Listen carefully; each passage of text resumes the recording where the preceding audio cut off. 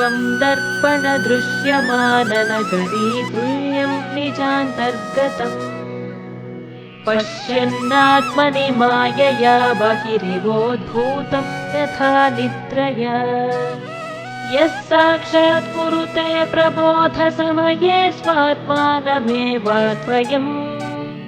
तस्मै श्रीगुरुमूर्तये नमः इदं श्रीदक्षिणामूर्तये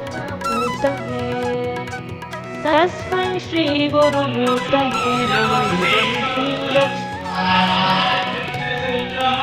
बीजस्यान्तरिवाङ्गुरो जगदिदं प्राङ्निर्विकल्पं पुनः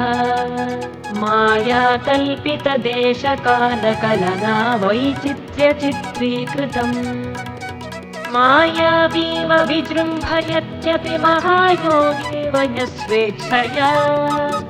तस्मै श्रीगुरुमूर्तये नमः इदं श्रीदक्षिणामूर्तये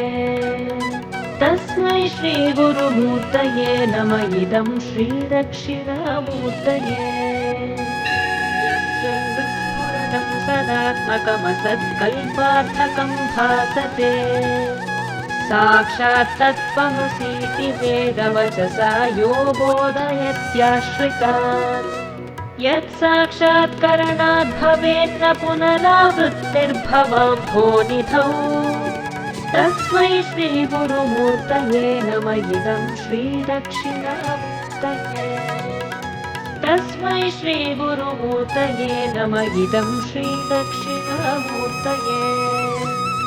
नानाच्छिद्रघटोदरस्थितमहादि